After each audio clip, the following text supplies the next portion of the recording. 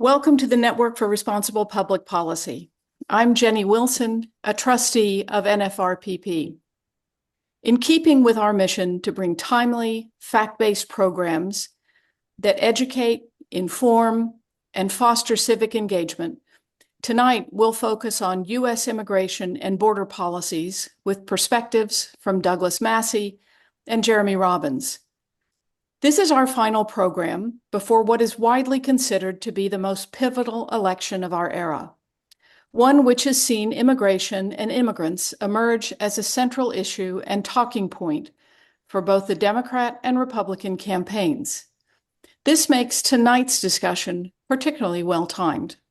Our guest speakers will examine the history and complexity of immigration and discuss campaign platform promises and the realities of the challenges of immigration today. Immigration is not a single issue.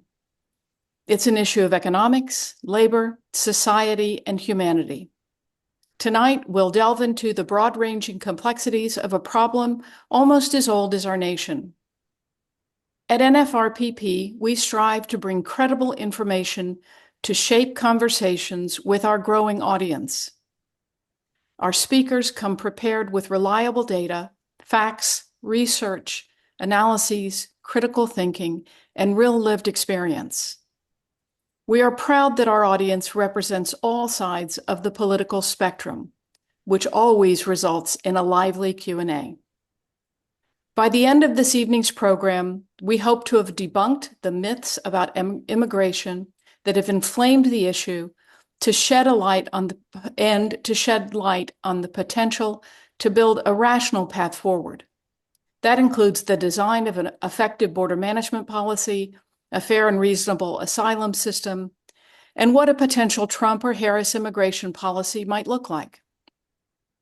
Tonight, our speakers bring that in-depth understanding of the real-life challenges and the importance of working immigration policies. Douglas S. Massey is the Henry G. Bryant Professor of Sociology and Public Affairs at Princeton. Before joining Princeton's faculty, he taught at the University of Chicago and the University of Pennsylvania. He's the author or co-author of 17 books and more than 300 articles and chapters, and the editor or co-editor of 13 published volumes.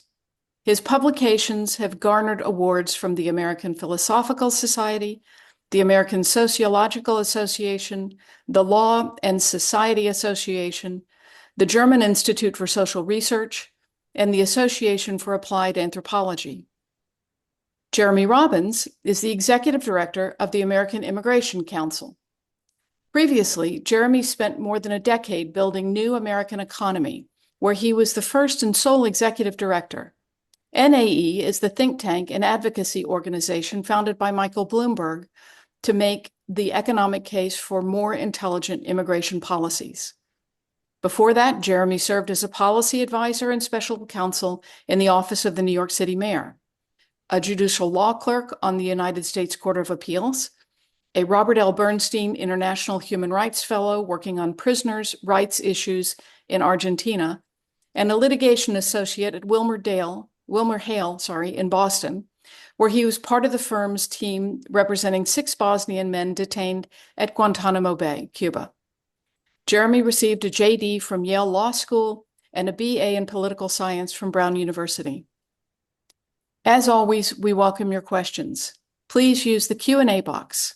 Our guests will respond to as many as time allows.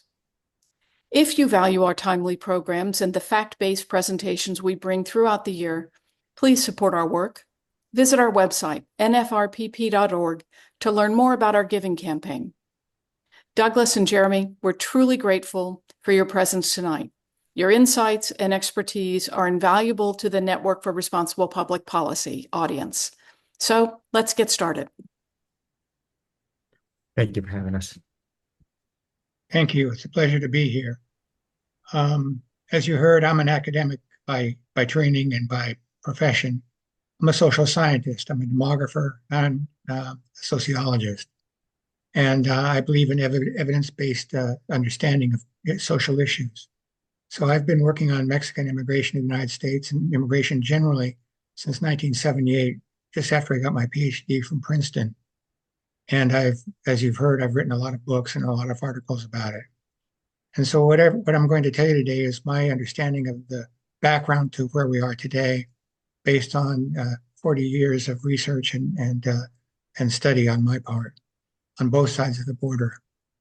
Uh, to begin, the modern history of immigration really begins in the 1960s, when Congress, in its infinite wisdom, decided to reform U.S. immigration laws.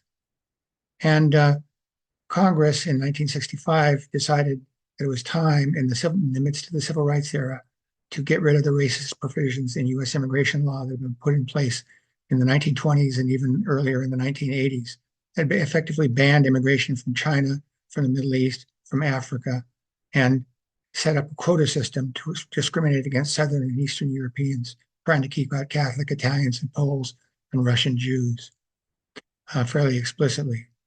Those provisions were repealed in 1965 in amendments to the Immigration and Nationality Act. And that opened up immigration from Asia, Africa, and the Middle East for the first time, really in many, many decades. We began to receive significant immigration from these areas. A lot of people are confused and think the 1965 amendments increased Latin American immigration, but that's not the case. The 1920 quota laws never applied to the Western Hemisphere. And so when the 65 Act passed and started placing limits on countries according to their size and according to certain criteria for eligibility having to do with family ties to the U.S. and labor market needs, those quotas restricted immigration for the first time for places like Mexico. Mexico, during the 1950s, had been sending annually about 400,000 guest workers into the United States and about 50,000 permanent residents into the United States as permanent immigrants. And when the quotas were applied for the first time, starting in 1968 and phased in fully by 1976, Mexico found itself between a rock and a hard place, no place for these immigrants to go. The conditions of labor supply and demand on either side of the border hadn't really changed.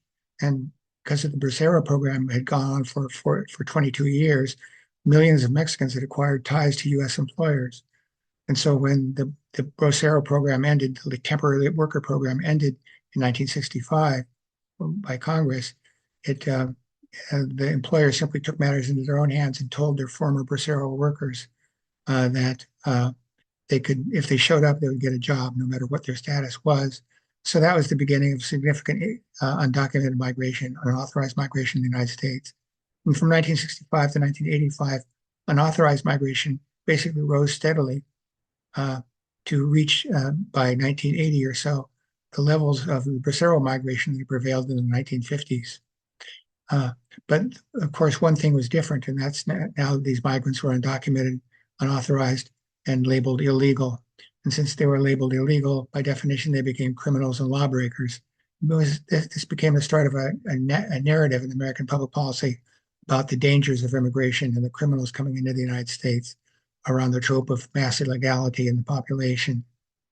But nothing had really changed between 1965 and 1985. During this time period, 85% of Mexican entries into the United States were offset by departures. It was a circular flow back and forth, back and forth. And there was very little permanent settlement of undocumented migrants and limited settlement even of legal immigrants to the United States. That all changed in 1986, when Congress passed the Immigration Reform and Control Act, which did two things. One thing was a good thing. It legalized 2 or 3 million former undocumented migrants and allowed them to have full lives in the United States. And those migrants and their descendants are doing quite well in the United States today because they achieved legal status. As it launched a massive border enforcement operation that over the next 2 decades accelerated to record levels. And basically between 1985 and 2005, the U.S. border was militarized in a manner that had never been done before. Now, what had been a circular flow of workers going to about 3 states, basically California, Texas, and Illinois, when the border was militarized, the circular flow stopped.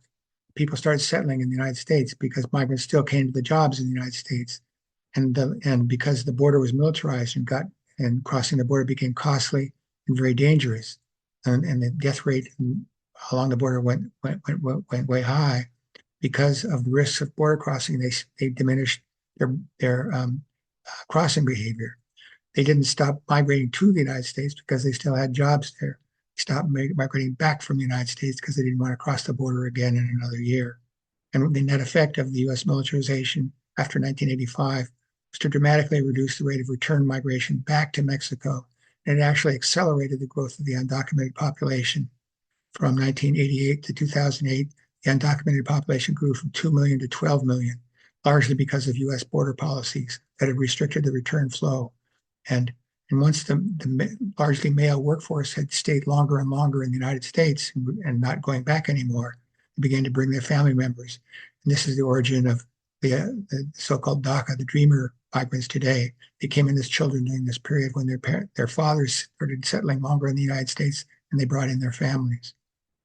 So that's the source of the large undocumented population that we have. The Mexican, for many decades, the main traffic across the border, practically the only traffic across the Mexico-U.S. border, was Mexicans. That began to change in the 1980s when the U.S. interceded in Central America as part of the Cold War, really the last major battle of the Cold War. The U.S. sent in military assistance and intervened politically in El Salvador, Guatemala, and Honduras, especially strongly after the Sandinistas came to power in Nicaragua. He supported counterinsurgency violent episodes and trained counterinsurgency cells in El Salvador and Guatemala, and they set up base camps in Honduras to fund and arm and train an army of so-called Contra soldiers in an effort to invade Nicaragua and depose the Sandinista government. This set off a huge wave of violence in the area, and people responded to the violence by fleeing northward, looking for refuge. Nicaraguans who fled northward were welcomed because they were fleeing a left-wing regime, but the Salvadorans, Guatemalans, and Hondurans were not welcomed because they were fleeing right-wing regimes or were allied with the United States, and so couldn't be accepted as refugees politically. And this is the source of the beginnings of the undocumented populations of Central Americans that we now see in the United States. These people were circulating, but never to the extent that Mexicans were. They were coming to escape violence and didn't want to go back. And so that became a permanent feature of the U.S. population. Now, beginning around the year 2000, migration between Mexico and the United States, undocumented migration between Mexico and the United States began to slow and drop very rapidly. And in 2008, it went negative. 2008 to 2018, net migration from Mexico was negative consistently for that 10-year period. And the undocumented Mexican population fell by about 1.5 million people. When Mr. Trump came down the golden escalator in 2016 to announce his intention to build a border wall, the net flow undocumented migration from Mexico was actually negative. So you're building a wall to stop people from going back, but you're not stopping them from coming in. And it made no sense at all. And by 2018, Mexican migration to the United States without legal status had fallen to record low levels that we hadn't seen since the 1940s. And the most prominent people at the border became Central Americans who were coming in from Central America because conditions continued to deteriorate. There was virtually no migration, legal or undocumented, from Central America until the U.S. intervention in the 1980s. That sparked the migration, which has continued ever since. Once you displace several 100,000 people or 1 million people from Central America and they come to the United States looking for refuge, and they settle in, mostly in undocumented status because they can't be accepted as refugees or asylum seekers, then you don't go back to the status quo ante after the violence in Mexico, in Central America, after the Civil War, civil strife in Central America ends with the peace treaty in the late 1980s, and people continue migrating to the United States. And of course, conditions continue to deteriorate economically and in terms of crime rates and violence in Central America. And so by after 2018 and 2019, Central Americans began to dominate the flows across the border. And then, of course, the pandemic hits in 2020, and migration at the border stops dead and falls to levels we haven't seen really since Border Patrol began in the 1920s. And there was virtually no migration into the United States without authorization at all during the 1921, 2021 period. 2021, 2022. And in 2022 and 2023, we see a revival of migration. And again, it's not Mexicans who are the majority. It's Central Americans dominate. And Central Americans coming in, we also see something different. That is that migration across the border is no longer dominated by single men looking for work. It's not a labor force migration anymore, as it was for Mexico for decades. It's really become a humanitarian migration with people seeking refuge and asylum from terrible conditions in their home countries. As conditions have deteriorated throughout South America, particularly in the case of Venezuela, whose political economy collapsed in 2015. And literally, they can't keep the lights on in Venezuela anymore. And since 2015, a quarter of Venezuela's population has left, mostly going to other countries in Latin America, but a small number come to the United States and increasingly are showing up at the border. So that's kind of a brief history of what's going on at the border in a very distilled fashion. And the U.S. has a knack for doing the wrong things at the wrong time for the wrong reasons. So it was a good idea to strip the racist provisions out of U.S. immigration law in the 1960s, but it was not such a great idea to suddenly cancel a labor program and restrict migration from Mexico that had formed over several decades and traces back to the early century. It didn't stop, it just became illegal. And once it became illegal, it became a focus of political organizing and political mobilization against the criminals who were coming into the United States. And then in an effort to stop illegal migration, starting in 1986, we militarized the border. That was the wrong policy at the wrong time for the wrong reason, because instead of minimizing the size of the undocumented population, it actually accelerated the growth of the undocumented population. And now we're at another stage in what's going on at the border, where the traffic coming into the United States is not coming for work.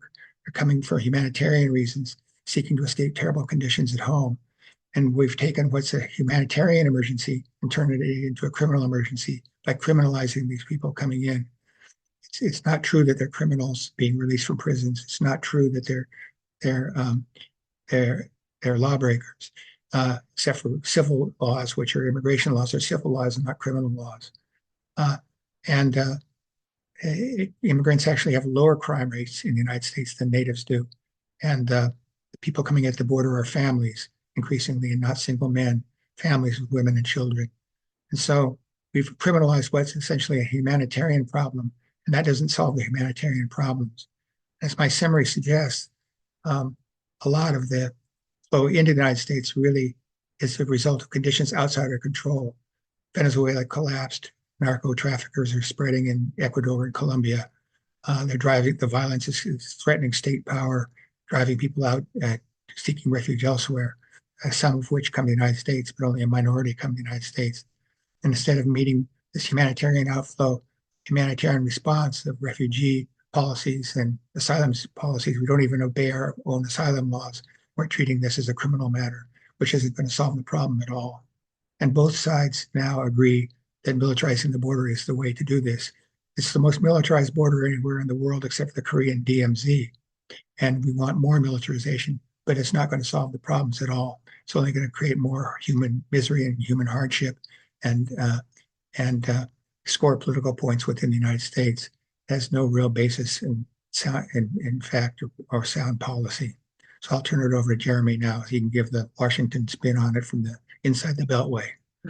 Thank you, Professor Massey. That was fabulous. I'll start.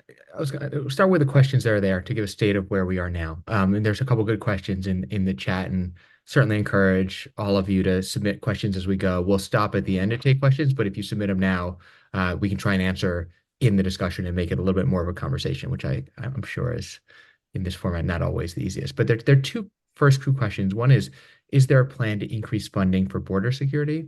And the second is, what steps is the U.S. taking in Central America to stop or slow the flow of undocumented immigrants? And I think both of those together are a good way to frame sort of where we are now and pick up on where Professor Massey ended, which I think was terrific.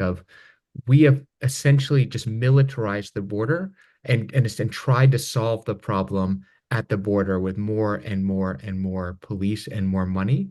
And if you look, certainly during whether it's during Democratic presidencies or Republican presidencies, the one thing that they've held in common for the last now 40 years has been to put more and more money towards militarizing the border. And so the the the law enforcement agencies that handle the border, ICE and Customs and Border Patrol, that handle enforcement of our immigration laws, they are bigger in budget and population than all other federal law enforcement agencies combined. That's the FBI, the CIA, the Drug Enforcement Agency. All of these, which we think are big things, are smaller than we put into the border. And I think it doesn't take a lot to realize that that hasn't actually solved our problems. And the question about route migration is a good one because, as Professor Massey noted, the flows of migration have changed dramatically. This used to be our southern border used to be a issue with Mexico. People would come from Mexico, they would go back, as Professor Massey said. Then over the last 15 years, it really has moved it to become much more influenced by Central America. Um, One of the things that's come up a lot in the presidential campaign was there was early in the campaign, there was the accusation thrown at Vice President Harris that she was the border czar. She was never the border czar. What she was assigned was dealing with the root causes of migration from Central America. And that's a longer term problem, but there are some real shorter term things you can do to address it. And we did that. We entered into agreements with the country. They did a lot of economic development. And what ended up happening is actually flows of migrants from those three countries that she was focused on did actually go down. However, what happened at the same time is two factors that have happened over about the last 4 or 5 years that have dramatically changed what migration looks like at the border now. One of them has to do with sort of criminal networks and the facilitation of travel to our southern border. It used to be that the Darien Gap, which was sort of the region in Panama that was impenetrable essentially to get from South America to Central America and us. Over the course of about a decade, about 120,000 people had passed through the Darien Gap. About 2 years ago, that is now broken down. There are now hundreds of thousands of people. There'll probably be 300,000 people that'll pass the Darien Gap this year. Um, that is changing the nature. Now you can get there. There are also criminal networks that will take you. And the second factor, which is a huge one, is social media, particularly TikTok, that has made it that people can advertise the ability to come to the United States almost like it's a vacation. You pay the money, we're going to help you get here. And networks have formed, particularly getting into countries. You can fly into Nicaragua, you can fly into Brazil, that are easier to get to from other parts of the world. And so now, if you go to our southern border and you look at the countries of origins of people who are coming, for families, as Professor Massey noted, they are overwhelmingly from Mexico and Central America. For single men now, people are coming from India, from China, from Mauritania and Senegal, lots of flows from Western Africa. And that's created a much more difficult problem. That if you're thinking about trying to address the root causes of migration and you're looking at one country or you're looking at three countries, that's very different if you're looking at the entire world. We are dealing with a unprecedented global migration challenge. There are 100 million displaced people in the world right now. There are 20 million displaced people in our hemisphere. It seems like everyone's coming here if you watch the news, but the reality is they're not. They're going to, like, if you're the Venezuelans who are leaving, are going to Colombia. They're going to, and so, but there are a lot of people that, for all the reasons Professor Massey said, are moving. The flows have gone down significantly. If you look at the flows of people coming to our southern border now, it is the same as it was under the end of the Trump administration. But for much of the Biden administration, it was much higher. And so the question becomes, and this goes to the question about increased border funding, which is how do you deal with that? Is it the kind of case that if we put more money towards the border, we would actually stop the flows? And the answer is no. And the answer is no for a lot of reasons. One is that people are coming here to work. People are and we think of it as pull factors that are coming, but they're actually push factors, as Professor Massey said, that are driving more and more people away, and they're going to come here. And so then the question is, what would work? And there are a couple of things that if you look at the challenges of migration, and again, I think that when you look at migration is a huge opportunity for America, right? The fact that hardworking people the world over want to come here has been a boon for America, right? 40% of our Fortune 500 companies, our greatest companies, were started by immigrants or their children. There are all sorts of industries that would collapse without immigration. Um, but it's also a huge challenge. And and you see that in cities. So right now, New York, which is facing, which you would think should be the poster child for wanting more migrants. New York reached a peak population in April of 2020, right at the start of the pandemic, of 8.8 million people. Over the last 3, 4 years, New York's population has dropped by about 6%, by about 550,000 people. That is a huge challenge for New York. It drives tax revenue away, makes it harder to provide city services. So it's harder to pick up the garbage. It's harder to do all those other things. Um, and then you start becoming a death spell. People don't want to be there if the city isn't clean, if it's dangerous, and so really New York does need migrants. At the same time, hundreds of thousands of migrants, primarily from Latin America, have come to New York, whether because they're being bussed by opportunistic Republican governors or just because they've come. But if they come and they do not have the ability to work, and the city has to house them, then and they're coming in families and not as single men, as Professor Massey noted, then that's a humongous challenge for a city. And so you could imagine the other, and then the last thing I'll say on this in terms of the challenge of how you'd address it is it used to be if you were going to immigration court, the backlog was about 100,000 cases, which is a lot of cases. The backlog in immigration court now is more than 1 million cases. The wait time, if you come here and you ask for asylum, the wait time to get your asylum process resolved to figure out whether you actually are entitled to asylum is now about 5 years. If you don't let people work, then all of a sudden you have a huge problem of people who are waiting 5 years who can't feed themselves. And think about that burden of that on communities and in terms of safety. If you do let people work, are you creating an incentive for people to come because they know they can wait 5 years? Right. So these are really, really hard challenges, but they also present a very clear picture of how you could address them. Right. When we invest in our immigration system and making it manage, we invest about 10%, that number's not quite right, but it's roughly around there, uh, or less, into actually determining, do you have a right to be here? We put all of the rest into this militarization of the border, into detention centers, into all of these other failed efforts to actually prevent people from coming. But if you know that you can be here for 5, 6 years and work and you're fleeing a horrific situation, even if you know you don't qualify for asylum, very likely you're going to make the decision, hey, you know what? I can get to a safe place. After 6 months, I can work, that this makes sense for me. That if you actually wanted to have a control over our system, control over who came here, who didn't, then we need to invest not just in prevention, but also in processing, in administration, and on having courts that work and helping people get their cases heard so that they take weeks or months and not years, and they actually have a fair shot to do it. You have to invest in cities that are receiving migrants. So it's not just putting all this money into trying to put another gun or another sensor or another drone on the border, but it's actually helping New York or Chicago or Denver or the cities that are receiving lots of migrants to actually integrate them. Because if you can bring people in, if you can help them get on their feet, if you can help them work, you can actually solve a lot of the problems that cities are facing right now in terms of depopulation, and in terms of having a dynamic workforce.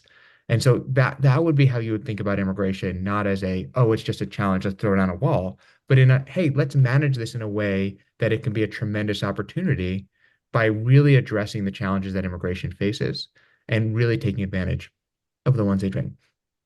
Last thing I'll say, and is that this is not a US phenomenon. This is a global phenomenon. There are so many people that are displaced. You are seeing a rise of reactionary anti-immigrant governments all over the world. And you are seeing a turn that Professor Massey referred to, the reference, where it's not just the conservative parties that are turning anti-immigrant, but the frame of all of both conservative and more progressive parties in most countries has become, hey, we need less. Not let's manage it and figure it out, but we need less. And you actually saw, I don't know, that within the last week, that Justin Trudeau in Canada has announced that they are going to dramatically decrease the number of immigrants for a few years so they can get a handle on it. Because for them, it feels out of control. And so that's something you're seeing. And you're seeing it right now in this presidential election when both both, and part of this is the nature of what played out in Congress last year that we can talk about, but where both Vice President Harris and former President Trump are campaigning on securing the border, and that is the frame with which they are talking about immigration. Um, I will pause in case Professor Massey wants to say some more, and then I think we can answer some of these questions and certainly turn to more audience questions. Well, I agree completely with your policy analysis. It's spot on. And I will point out that the paradox is that we need the labor right now. We have very low rates of unemployment, and we have the baby boom is in the midst of a massive retirement, and our age distribution is shifting upwards. We need a workforce to support the baby boom and maintain the Social Security networks, Social Security system, uh, and and especially in rural areas, there's a real labor shortage, believe it or not, and and immigration can solve a lot of problems for the United States. And when you look at the migrants coming from not from Central America or Mexico, but from South America, particularly the Venezuelans, they have to go through a lot to get here. Crossing the Darien Gap is not a walk in the park. And so we've got a very selected group of people. They're risk takers. They're they've got some resources on their side to help pay the cost of getting across the Darien Gap. And if you look at the data from Venezuela, they're very highly educated. The average Venezuelan migrant arriving at the border and coming into the United States has some college or is a college graduate. And that's the sort of labor we need right now. They're not criminals coming into the United States. They're people coming for refuge and asylum who want to work. And because their countries have failed, they want to stay in the United States for security reasons to raise their families. Their goals are much like the Irish or the Russian Jews escaping the pogroms in the Russian Pale. They're coming here to escape, but they want to work and they want to get ahead in this new country. And the problem is the Democrats have never developed an effective counter narrative to the borders out of control. We need more border security. In fact, it was Bill Clinton who accelerated the border enforcement, and it was Obama who pumped up deportations to record levels we'd never seen before. It's been a bipartisan affair. But the fact of the matter is that the United States is a country of immigrants. It's always been a country of immigrants. Immigrants have always been good for the United States. National Academy of Sciences report on the fiscal and economic consequences of immigration confirm that it's a huge net bonus for the United States, and there are very few people who are harmed by immigration under normal circumstances. And immigrants have lower crime rates than natives. And given all that, it doesn't make any sense to turn away people who are showing up at our border, wanting to stay here, wanting to come in for refuge and work and make this their home with their families. That's what's always happened in the United States.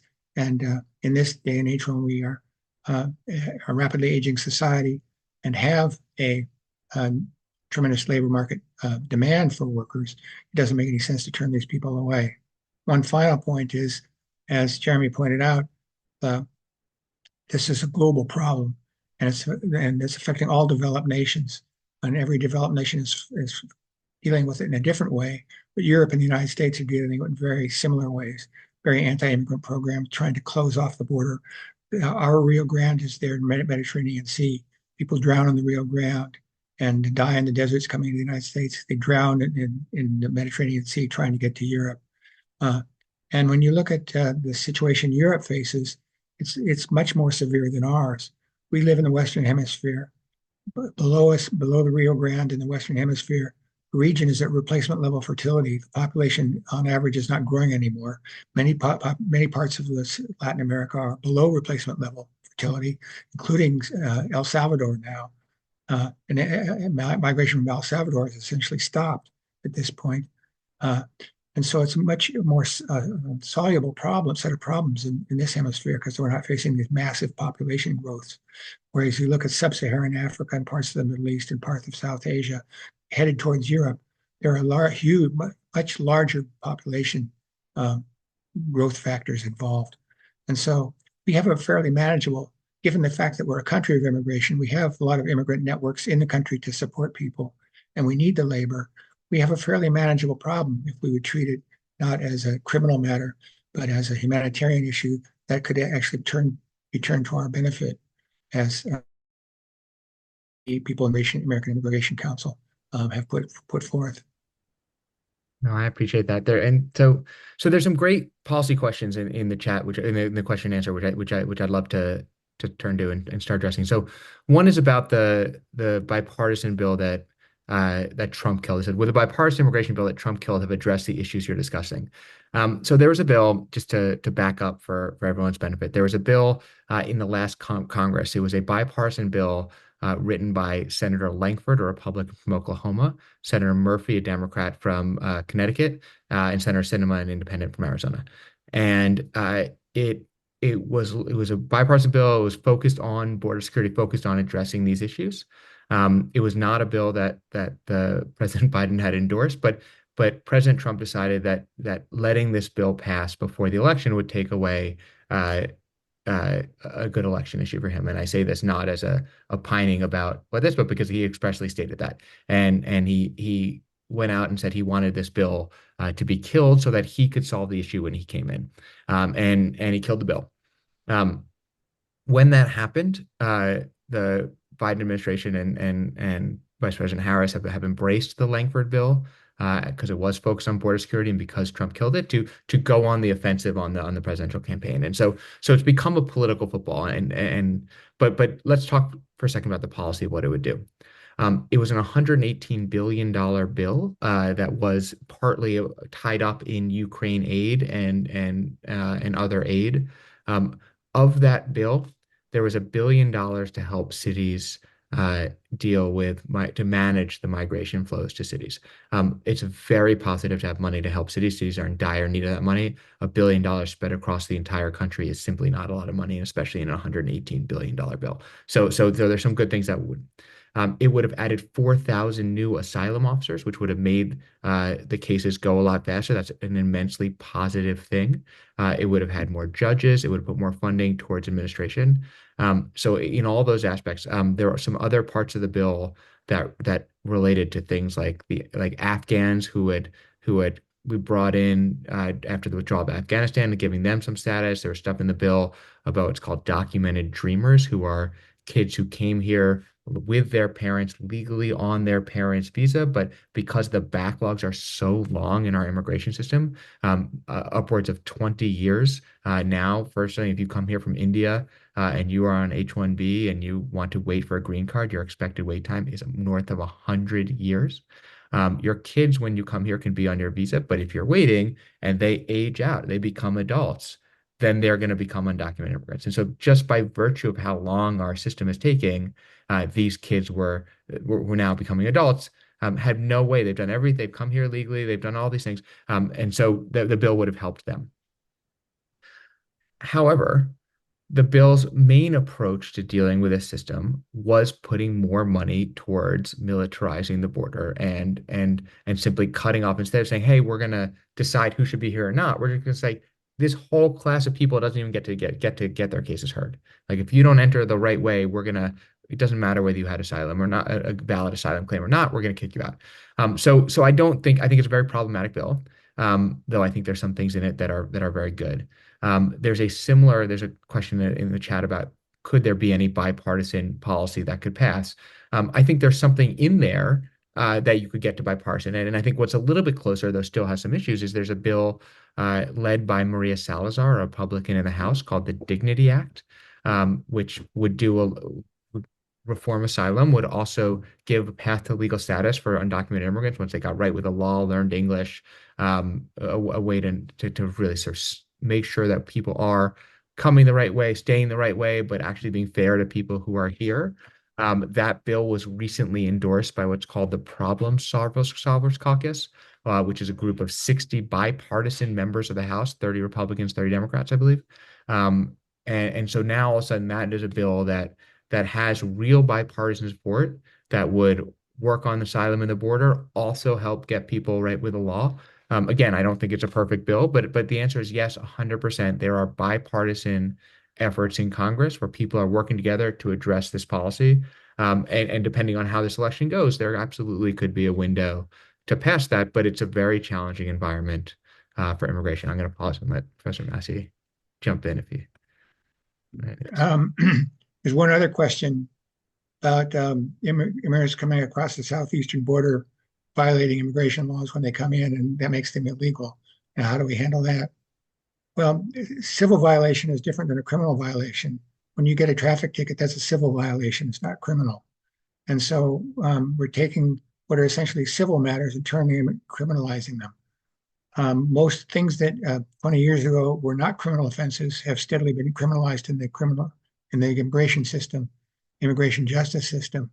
And the immigration court system is very different from the criminal court system. You don't get a attorney. You don't have a chance to make phone calls.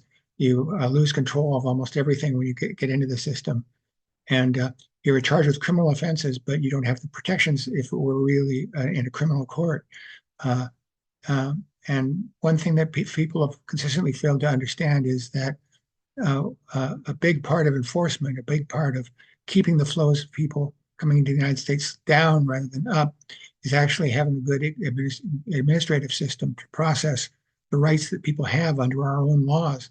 We're not enforcing our own laws. We're not obeying our own laws right now with respect to asylum. And we create impossible situations for people who are only trying to do the good thing, but because of the system, it's impossible for them to conform with the law. And they end up becoming illegal, even though they would desperately like to be legal. And even though they might theoretically have a right to citizenship, they're so backlogged and so messed up, and the administrative system is so dysfunctional that it's very difficult to acquire the rights that you even have in the system we have today. So if you want to reduce undocumented migration, make it easier to get legal access to permanent resident status that you indeed qualify for. That's not even talking about expanding the quotas for illegal entry, just processing them fairly more effective, especially the asylum system, which is completely overwhelmed by the number of people coming across right now, which creates massive incentives for people to continue coming, just even if they're labor migrants and don't have a credible claim because they know it won't even be adjudicated for 5 years, and they can work during that time. Yeah, if I can just sort of plus one everything Professor Massey just said. I mean, think about the weird irony of what's happened both under President Trump and Biden when they've instituted policies to try and just turn away people who don't show up at a port of entry. And if you think of conceptually, like it makes sense we would want people to come to a port of entry and have an orderly immigration system and we could process them there. But if you think about the reality of people who are fleeing horrific violence, who are not from the United States, don't understand the United States, never been here, don't know our laws, but they're fleeing horrific violence. And the second they get to the U.S. soil, wherever they are, they ask for asylum, which they have a right to do under both international and U.S. law. It shouldn't matter, and it doesn't currently matter, although increasingly we're trying to make it matter, where you show up. And once things happen, we do a lot of border tours. We go and see what's happening at the border, both for fact finding and to show people. And if you go to the border in Nogales right now, what the Customs and Border Patrol agents do, they call them turn-ins. And what they're saying is that people who are coming across the border, they're not trying to sneak in and evade them. Quite to the contrary. When they cross the border, they are looking for Customs and Border Patrol agents so they can walk up to them and turn themselves in so that they can apply to asylum. And the reason they're doing that is because what we've done is we put into place a system at our borders, our ports of entry, where right now they're saying, look, if you want to apply for asylum, you have to use the app. And there's something called the CBP One app, the Customs and Border Patrol One app. It's a great idea to have an app and make it orderly and make it easier for people to come. The problem is you have 3,000 people who are showing up a day and you have 100 spots that they have on the app. And so now you show up to the border and you're trying to get the app to work so you can get an appointment, and you could be waiting there for months and months and months in a very unsafe place where you know no one and where you're stuck and you can't work. And so what people are doing, because there's no other way, they're coming around. And what our government was doing for the longest time was they were saying at the border, once they got to the end, they're saying, oh, we're turning you back. You don't get to ask to apply for asylum. Even if you have a good claim, you don't get to apply because we're at capacity. Well, if you do those two things, you say you can't come between ports of entry and we don't have enough capacity at the port of entry, you're effectively just turning people away who who very well could have a claim. So to the question of are people here legally, illegally who are coming, it is legal to apply for asylum. It is legal to walk across the border and apply, say, I am here for asylum. If you stay after your asylum case is determined and they say you don't qualify for asylum, you have to leave, then you are here and you are undocumented. But the people who are coming, whether or not they qualify or not, are over majority of them are asking for asylum. Now, if you want the system to work, then you have to disincentivize people who are not going to qualify for asylum to get into our asylum system. And the way you do that is that you make the system go much, much faster and you make it fair so that you really are giving people who have an asylum claim the right to make it. And if you do those two things, then there's much less incentive for someone to come and that. The other way you do it is you create other lines. Right now, people say, why don't they just get in line? Well, there's no line for people. Even though our economy needs them, that we're hiring them in different industries. And so that's the line people are getting in. And that's how you have a broken system where people, whether or not you qualify for asylum, get in that line because that's the only line that there is. And so you think about what a system would look like. It's a system that has real legal channels for people we want, that gives people a fair shot at asylum, but makes it happen really quickly so that it's turning off that magnet where we're investing not just in militarizing the border, but we're investing in root causes and development in different economies, and we're investing in processing.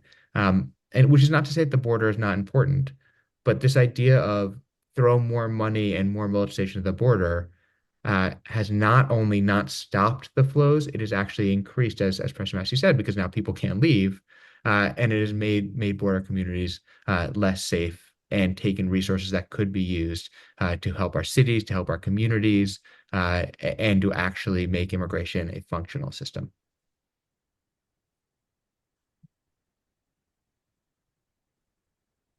Any more questions? This question says, my mother immigrated from Belgium, but did it legally and was vetted before she could live here. Why should it be any different with immigrants coming across the southern border? It's a great question, right? I mean, and the question is, where are their lines? And so one of the things that the Biden administration has tried to do, to their credit, is create more lines. And they've done that in a couple of different ways. They've done it so it's very, very hard. If you're talking about people who are coming as refugees, for example, we can go to refugee camps around the world, and then we could vet people through the UN. But those camps don't exist in the Southern Hemisphere. So what we've started doing is actually processing refugees in the Southern Hemisphere so that instead of making this incredibly dangerous trip and forcing us to try and manage the system at our border, we can make that decision of whether you qualify there. The other thing is through the several different parole programs. So for 4 countries from Cuba, Haiti, Nicaragua, and Venezuela, the Biden administration has set up actually a channel where you can say, if you have someone here who's going to sponsor you, and they can make sure that you're not going to be a drain on the system, we're going to give you a parole. You can come here for a couple of years. Those programs are now going to sunset, but that let hundreds of thousands of people come here illegally. And for 3 of those 4 countries, the undocumented flows from those countries went down dramatically. And so to the question about, so your mother came here from Belgium, that's great because there was a line to come here. And if you create a line to come in, even if not everyone gets to get through the line, if there is a line to come in, people will wait in that line. If there's no line and there's a real pent up need to leave, then you're going to create this crazy system that we have. Yeah, there are 2 kinds of asylum, defensive asylum and positive asylum, affirmative asylum. And affirmative asylum is granted by U.S. authorities at ports of entry.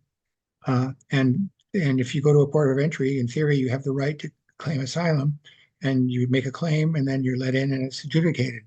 But we haven't funded the system that needs to back that up, and so we just started turning people away at border crossings, and then they went back into Mexico into camps, and after a while they got tired of doing that, or were victimized by crime networks there, and they decided just to cross the border. And unlike Mexican migrants who are coming for work, who are trying to escape the Border Patrol to get to a job, they cross the border and they're looking for their Border Patrol officer to turn themselves in so they can claim defensive asylum and at least have an asylum claim in the system, and that gets counted as illegal migration. But it wouldn't be illegal migration if the system worked like it was supposed to work. Yeah, that's right. Um, Yeah, there's a question about that 80 to 90% of those who come here asking for asylum suggest that are released into the population, only 10 to 20% meet the legal requirements for asylum. Isn't this a problem? It's absolutely a problem that there are people using the asylum line that are using our asylum system who don't qualify for asylum. And I think that is a quite, but that is not the answer to that is not to cut off asylum. The answer to that is to quickly adjudicate and fairly adjudicate to figure out who qualifies and who doesn't, because that's why they're using the line, because it takes so long and it's almost a death spiral. The more people who get in that line, the longer it takes, the more time you have before your case is heard. Um, and so there are a couple ways to deal with that. One is we could effectively rip the Band-Aid and just start afresh and do sort of what President Reagan did and give the people in the line a path to legal status so that we could start processing the new cases quickly. We could but we could also make some changes, right? We could have more cases heard by asylum officers, and you hire more asylum officers. You could actually get lawyers for migrants. I mean, you think about one of the things that makes this case, if you want to find out if someone really qualifies for asylum and they don't speak English and they don't understand our legal system, and you want to make sure that you're actually understanding what's happened, it's going to take you a really long time to do it. But if they have a lawyer who can prepare the case, who can understand, who can interact, those cases can go a lot faster. So that's certainly one option to make the system work better is that you help people advocate for themselves. Um, and those are things that actually will actually probably save money because then you don't have the endless cases and the delays and uh, someone comes up and they don't have their documents and you have to wait or um, things can get settled out of court, those kind of things. And I don't have a lot of faith in the statistic that 10 to 20% of the people only qualify. We don't know how many would qualify because we don't have a functional system. And that's a hearsay statistic. It's not a part of the federal statistical system. It's not really backed up by any hard data that I know about. It's kind of rumor coming out of kind of lore that circulates around the border. Uh, uh, and the Border Patrol and the Department of Homeland Security is not as forthcoming as the Department of Justice and when it comes to statistics and data. The immigration enforcement used to be in the Department of Justice, and they had a much bigger statistical yearbook. And the statistical yearbook has steadily shrunk under this Department of Homeland Security because the missions are very different. The Department of Justice, after all, its mission is justice, and Homeland Security's mission of security, of suspecting everybody. So I really don't have a lot of faith in a lot of the data that comes out. The immigration statistics have improved quite a bit in the last couple of years, and we're getting much better data on what's happening at the border in real time. The lag for reporting apprehensions along the border is now 2 or 3 months rather than 2 or 3 years, and we're getting more reliable data. But a lot of the data that comes out of immigration has just been made up. Back in 1976, head of the Immigration Naturalization Service claimed there were 20 million illegal immigrants living in the United States. He desperately needed funding to deal with them. But that was never a firm statistic. And when the later estimates came up with firm data, turned out the figure was about 2 million. So there's a lot of exaggeration going on. And I've heard Donald Trump bruit figures of 20 million immigrants in the country now. That's nonsense. The best ever estimates say it's around 12 million. And the number actually declined for 10 years because of the Great Recession and the fact that living in the United States without documents is not exactly fun. And the big change in Mexico that caused the drop in undocumented migration was nothing to do with our policies in the country. It was because of Mexican policies with respect to fertility. In the 1970s, they launched a big family planning program that made contraceptives available through the public health system in a deliberate effort to get their birth rate down and get their population growth rates under control. And beginning around 2000, the fertility rate began approaching replacement level. It's now below replacement level. And when you have a below replacement level fertility, the age of the population, average age of the population rises. So the average age in Mexico rose from about 16 or 17, 18 years in the 70s to 29 years today. And for labor migration, people migrate for work between the ages of about 16 and about 30. And beyond that, they don't take up labor migration. And what happened is Mexico just aged out of the labor force ages and became a a stable population that's on the verge of becoming a declining population.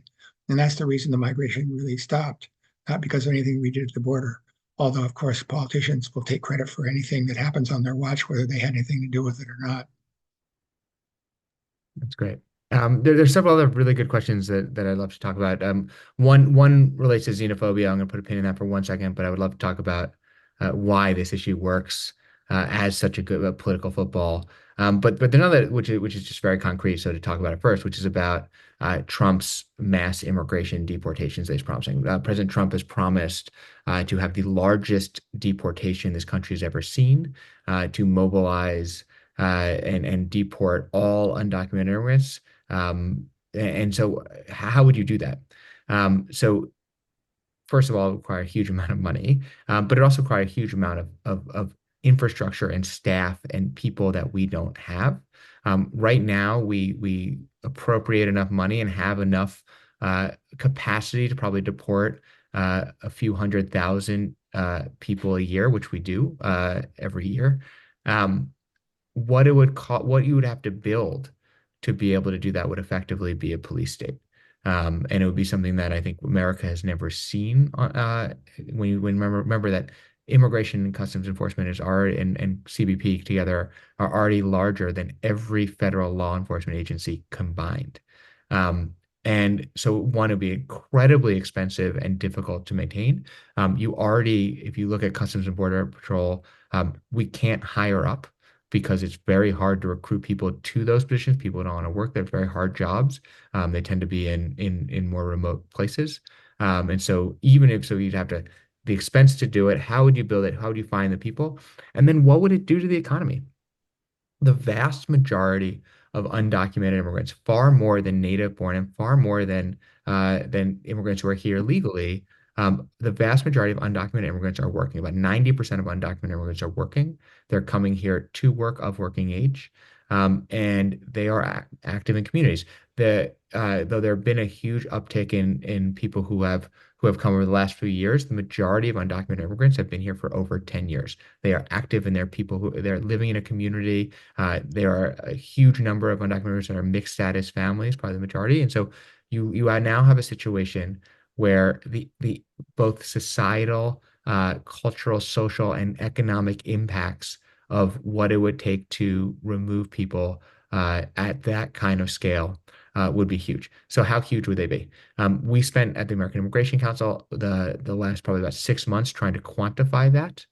We put out a report last week that it's been in the New York Times twice this week that you may have seen on what it would actually cost our economy if we deported 1 million people for a year, or if you deported all 13 million.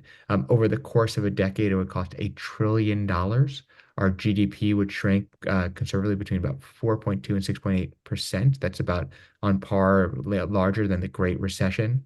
It would be both in sort of personal and costs, it would be just incredibly painful, but in large scale economic costs, it would be draconian and it would be hugely hurtful for every American. Yeah, and it's not only economic costs, it's social costs as well. Because Mexican migration essentially stopped in 2018, most of the Mexican population has been aging here for a long, long time. And Mexicans still make up about 60% of the undocumented population. And when you deport an adult Mexican from the United States today, you're deporting typically the father or the mother of a U.S. citizen kid who was born in this country. So when you deport adults who've lived here for 20 years, you're deporting the father of American children. And those American children are here legally. They have the constitutional right to live here. And so you have this terrible situation where about 300,000 or 400,000 children, U.S.-born kids, are living in Mexico where they are, in fact, undocumented. They don't speak Spanish that well. They don't understand Mexico that well. They're there with their undocumented parents, but they're going to come back someday because they are native-born American citizens and they have the right to do so. And they will come back with a lot of anger, a lot less education than they would have had, and a lot of trauma. So we're really doing a real disservice to the next generation of American citizens when we have these mass deportation campaigns, aside from the issues of practicality and the tactics of it all, aside from the economic chaos it would cause in the U.S. labor force. It creates a tremendous social cost humanitarian cost that is being needlessly inflicted on our most vulnerable American citizens. Yeah, it's a great point. So the question about xenophobia and why how you get beyond this being a political football. Um, we spent a lot of time at the American Immigration Council. We have a whole center on inclusion and belonging that tries to study uh, why this issue is so scary and how you talk to people about what is essentially a very challenging issue. Um, and one of there's several insights there that I think about a lot that are worth sharing. Um, One, which maybe is obvious, but to me was only obvious in hindsight, is that the places that are where there's the most xenophobia, the most fear of foreigners in this country are not the places where there are the most foreigners. The places that receive the most immigrants are overwhelmingly tolerant. When you look where xenophobia is in this country, there sort of tends to be highest in two different types of communities. One are communities that see a shock, right? You go from about 2% to 6%, and all of a sudden you enter the supermarket, and for the first time, you see someone who doesn't look like you, or you hear a language that's not yours. The second are communities where there are no immigrants at all, but you're next to a diverse community, and it seems really scary from afar. And so immigration is a real challenge. I mean, and so that paints a map of where we need to look, but also the why, right? That immigration is we treat it as a political issue, but it's far more a culture issue, right? We're in a society that's been changing very, very rapidly. And for a lot of people, that change is scary, it's fast, and sometimes it feels like we're left out. Immigrants themselves bring different cultures, different customs, different languages. And when you are not secure because of a changing economy, that feels really, really scary. And so one story I think about all the time in this work is, uh, and this will resonate especially now with the recent comments about Springfield, because I think this is a similar trajectory that you've seen a lot of the country. There's a town in Maine, Lewiston, Maine. It's where Bates College is that I'm sure several of you have know or have been to, but for those who don't, Lewiston was a paper mill town. The paper mills closed like they did in so many parts of this country and 40 years ago, 50 years ago, and the town started emptying out. And you have in what is the one of the oldest and whitest states of the country, and a very conservative place. It fell in really, really hard economic times. And I tell you that it was one of the whitest places in the country for the next part of the story, which is that Main Street emptied out. There was crime and there were a lot of challenges. It didn't look there weren't employers coming in. But at the same time, Lewiston is pretty close to Portland, Maine, and there had been a lot of immigration to Portland, Maine, particularly and a lot of refugees too, particularly from Africa and from Somalia in particular. Uh, because there was a lot of housing in Lewiston, and housing is always the biggest challenge for any refugee. Um, in the early 2000s, a bunch of Somali refugees started moving to Lewiston. And now you have an economically distressed, older, white, conservative town, and you have young, Black, largely Muslim, not always fluent English speaking, disproportionately non-high school educated group of people moving in. And there's a lot of difference. And at first, there are race riots in the schools. And the mayor pens an open letter and says, "You're coming too fast, stop." And there's questions like, is this racism or not? Um, but 5 years later, there's a new mayor, Larry Gilbert, and he comes in and by this point, when you go to downtown Lewiston, there aren't empty storefronts on Main Street, and a lot of these new businesses are Somali. When I went to the Lewiston Sun Journal, their local paper for the first time in 2011, they had the high school honor roll on the wall, and half the names were of African descent. And it's this huge success story of this town where they had this shock and there had been this xenophobia, but all of a sudden things were going really well. But fast forward 5 more years to 2016, and this town that had voted for President Obama twice voted for Donald Trump. And the Associated Press did a wonderful article where they go and they interviewed people and they said, explain it. Like, because it was clear when they interviewed people that the immigration message was one of the principal reasons they voted for President Trump. And they're like, well, explain it. Like, you are the poster child of the community where immigration helped you rebound. And people admitted there was some real racism in their response, but also said, look, like honestly, it's like why is the government helping them and not me? And we might be economically better off as a community, but I'm still struggling and the government's helping them. And it's this idea of this us versus them. Uh, and so that was the fall. And to think about that when we think about how this issue plays out, that we can talk about the economics, we talk about security, but the reality is like this is at base a cultural issue. And if people feel like that they've waited in line, they've paid in now, someone else is coming in ahead of them, and the government is helping them when I'm struggling. Um, that is really, really scary. And I think that is the reality that's happening in a lot of this country. And I think that's why how people see immigration right now, especially and if the border seems insecure. I mean, very few people have ever been to the border, but if the media is telling you that people are flowing across the border, that seems really scary. Senator Cornyn, who's a Republican in Texas, has a very good line, which is that the border gets much scarier the further you get from it. Which is to say that if you go to North Dakota, routinely immigration is the number one or two issue for Republican voters. There are very few immigrants in North Dakota, but there is that shock, and so which is a very long-winded answer to your question, but to say that this issue works as a political football because it seems scary and it plays into our fears of change. But that if you have communities that embrace this, that you really where it's not us and them, and as immigrants come in, the trajectory is such that it's not a political football. President Trump's anti-immigrant attacks don't land in heavily immigrant communities, even among the native born there, because those tend to be largely welcoming places. This is not the first spasm of nativism and xenophobia that the U.S. has experienced in its history. It goes through cycles. And if you look at the history of xenophobia in the United States, there are two things that predict a xenophobic reaction. And when they coincide in time, you get these outbursts. Two things are a rise in economic inequality and insecurity, combined with rapid demographic change through immigration. When those two things happen together in time and space, then you get a nativist outburst. And that makes sense because when people are feeling insecure economically, they're afraid of change and they're afraid of people. They become afraid of their own well-being. And then political entrepreneurs jump in to take advantage of these fears, and immigrants become an easy target, an easy scapegoat to blame the people's problems on.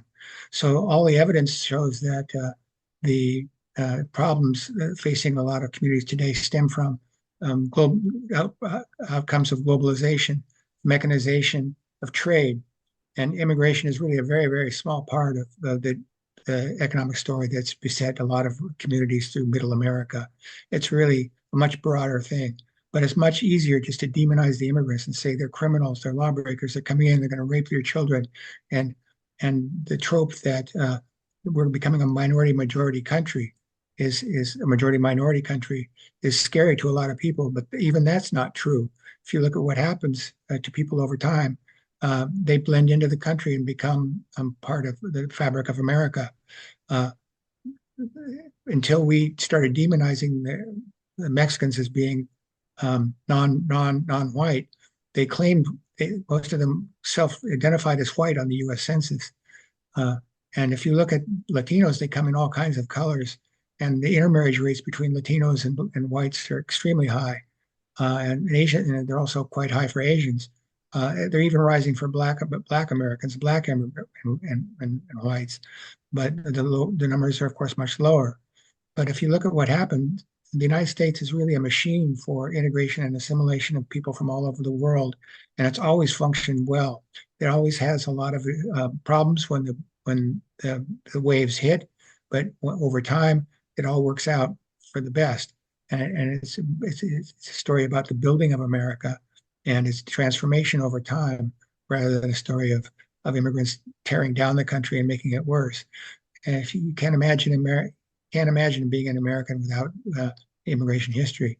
My grandparents on my mother's side were immigrants from Finland in the early 20th century.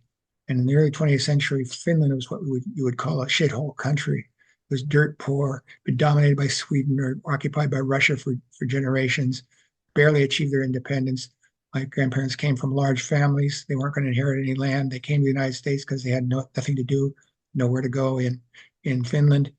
and my grandfather started working in the mines in Butte, Montana, and he got caught in a mine accident, wrecked his lungs, and then he moved with the copper company up to Alaska, where he got a job on the rail line running from a, a, a copper mine in the interior, about 3 miles interior, to a port in Cordova, Alaska, where my mother was born. And and then she worked her way through the University of Washington during the Second World War. Met my dad, who was from 100% native-born stock from the British Isles, and then here I am, uh, third generation immigrant from Finland. But that's the American story. And my step grandfather, who married my grandmother after my grandfather died, was actually a fisherman on the Gulf of Alaska for 40 years. And he came into the United States when he jumped ship in Astoria, Oregon, and became an illegal migrant and made his way to Alaska, where he started fishing. And he eventually regularized his status and became a tax-paying citizen. This is not new stuff. This is part of the history of the United States, and we have to remember that. There was an anti-immigrant outbreak in the 1840s and 50s because of the arrival of Catholics from Ireland and Germany. There was an outbreak in the 1880s with the arrival of Chinese especially into the West Coast. There was an outbreak in the 1920s when the Quota Acts were passed because Southern and Eastern Europeans were coming in and widely seen as unassimilable, could never be Americans. Italians couldn't be Americans. Russian Jews couldn't be Americans. Poles couldn't be Americans. Tell that to Dan Rostenkowski. Tell that to uh, uh, Italians who serve in the U.S. Congress. They became Americans. And if you look at what's happening today, Asians and Latinos who are coming into the United States today are well on the way to becoming Americans in the second and third generation. And fears about being a minority in your own country are really misplaced and overblown. I think that's absolutely right. And look, I mean, I similarly, I mean, my grandmother is from a town in Ukraine that doesn't exist anymore because of pogroms. They weren't wealthy, they had nothing, and they fled. And when they fled, they were fleeing violence. But there are a lot of countries between the Ukraine and here, and they kept going until they got here because they wanted a better life. And that is effectively the story of many of the people who are arriving on our southern border.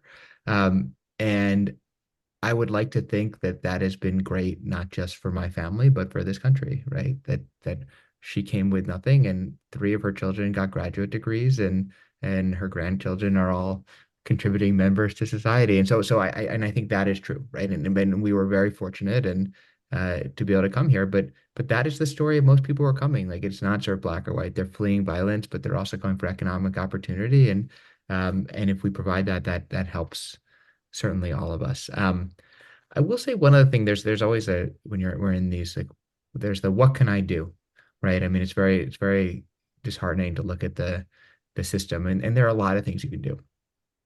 And so I think it'd be remiss not to leave people with some. So one is uh, it's easy to think that you don't have a voice because there's this national debate and it's crazy. But I will tell you that your member of Congress reads every single word in print that mentions his or her name. And so if you write an op-ed, if you write a letter to the editor, and he talks about this issue and your member of Congress, that will be read by your member of Congress. Some intern in their office will cut it out and they will give it to them. If you write a letter, someone in their office will lead it. If you call, one of the things that makes this challenging is that the vast majority of this country. So when you talk about an issue like should dreamers be given a path to stay here? If you came here as a kid, you've gone to high school, you've obeyed the law, you know no other country than this. Should you be sent home to some place where maybe you left it too and you don't know it? That's like 80, 90% of the country is in favor of it. There are a lot of policies that are closer to that. But if you go to a member of Congress's office, the phone is ringing off the hook from the people who think we should just get every single person out, right? And so your members need to hear from you, even if it's just say, here's what I believe. I want a bipartisan solution. I want you to work to balance this. That's one. The second is there's a new program, and I think this is tremendous and it's very challenging. But there's a new program that the Biden administration has put into place uh, around refugees that replicates something that's happened in Canada for a very long time.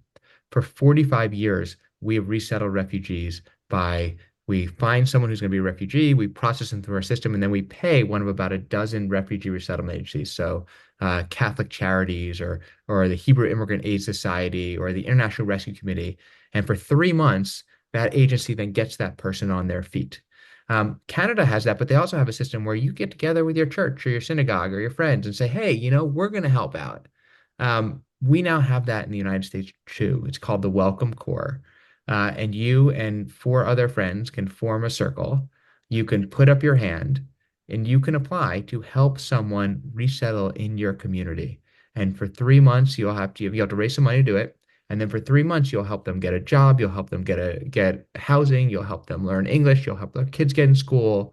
And it is a transformational experience. And there's a lot of need for people to do it. So if you want to get involved and actually really helps change someone's life and learn about the system, I very much encourage all of you to participate in that program.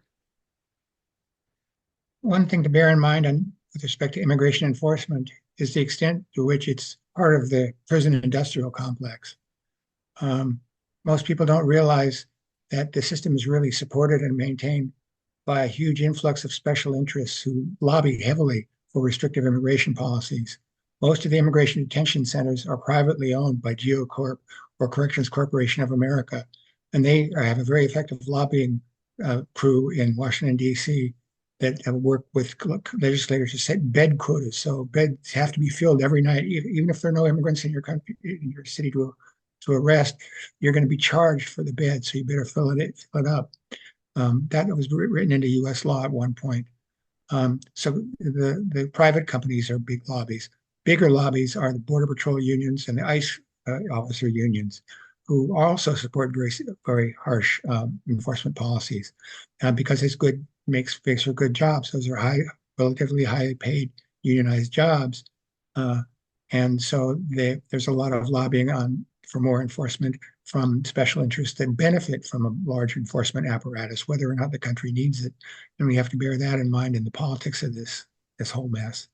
And then, of course, there's a lot of dark money being put into the public sphere because they want to make people mad at immigrants, brown-skinned people from south of the border, rather than white guys in suits who are financially manipulating the economy and taking away their jobs. Sorry, getting political, but that's what I see. Yeah. One thing I will say is that I have my own political views. When I told you the immigration story, of how we got to this point, I drew on research, and all my research goes through a peer review process before I go out and talk about it. I know that I have biases, and everybody has biases. So you put it through a review process where critics attack you. You have to defend what you say and correct things that are wrong or drop things that are not sustainable. And a lot of people think, oh, well, you're a Princeton professor, they're just going to give you a free pass. In my experience, it doesn't work that way. They love to pick you apart. And the bigger you are, the more they like to pick. And so by putting my work through peer review process, I feel like I can speak with some kind of authority. And if you look at what's being brooded about in the public sphere about facts and information about information, virtually none of it has gone through any kind of review process or correction process. A lot of the data are just unsustainable and unreliable and simply made up.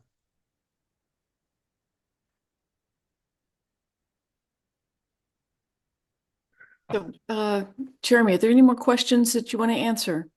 There are several wonderful questions. But I mean, I don't want to go down too many tangents, but at this late in the evening. But I'll do. There's one that I think is worth exploring because I think it's a really challenging question, which is about support among the Border Patrol for Trump policies.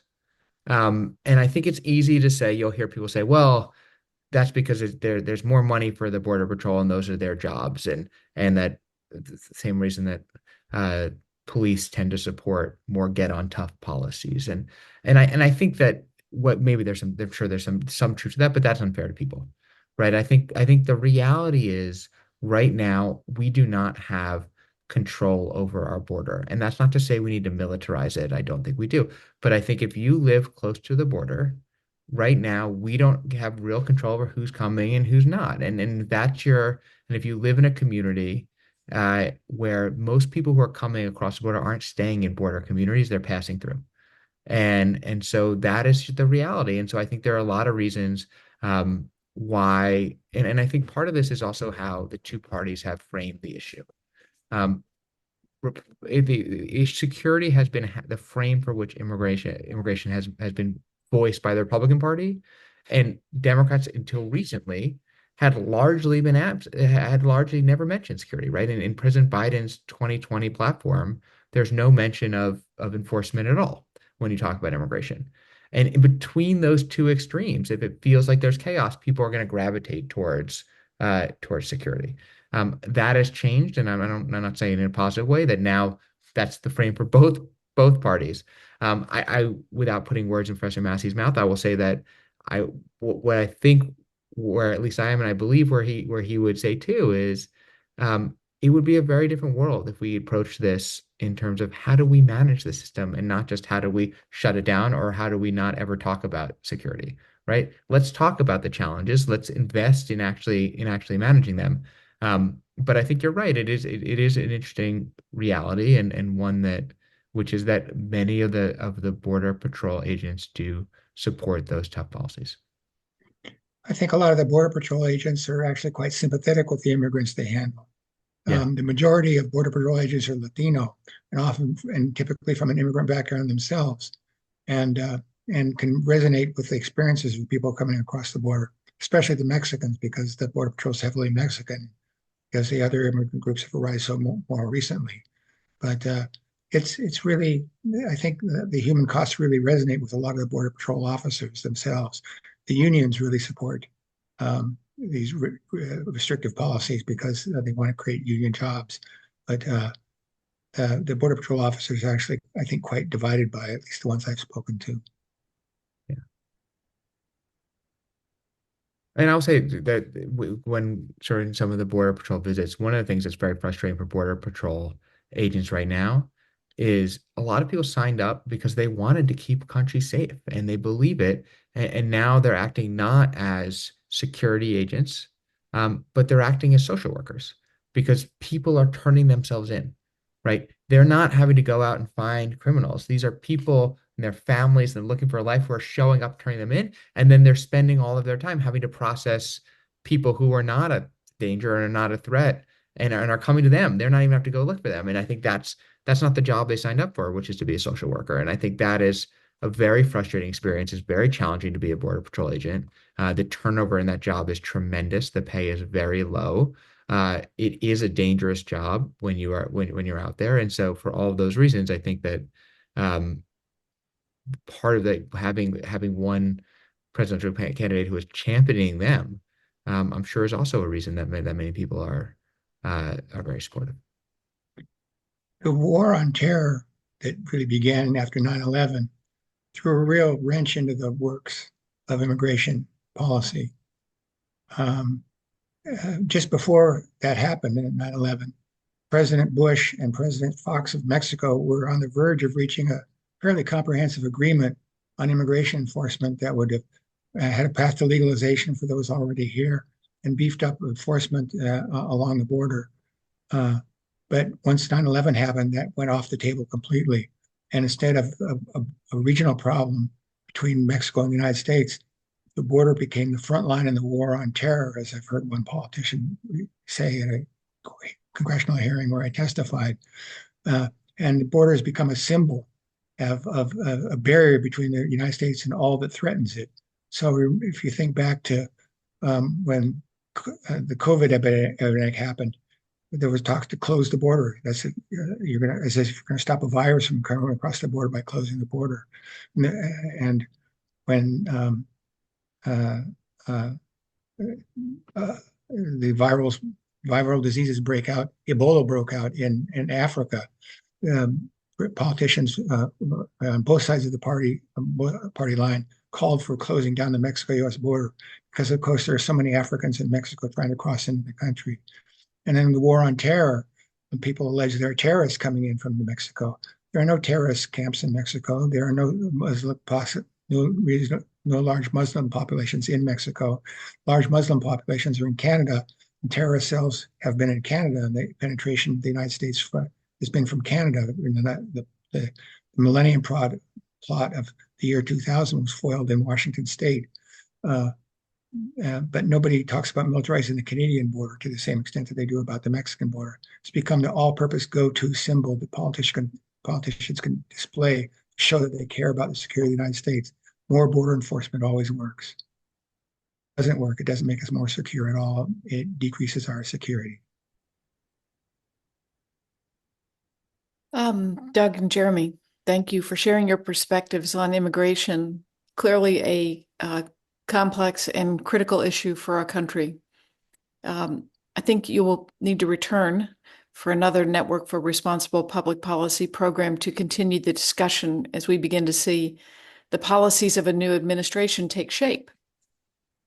In the next few days, this program will be available as a video on our website, nfrpp.org, to share with your friends, post on social media, or use in your classroom. Please be sure to sign up for our newsletter to learn about our upcoming programs. Please look for an email with a short guest survey. We value your input on our programs. We hope this program deepened your understanding of the complex issue of immigration. From all of us at NFRPP, please vote on November 5th. Good night.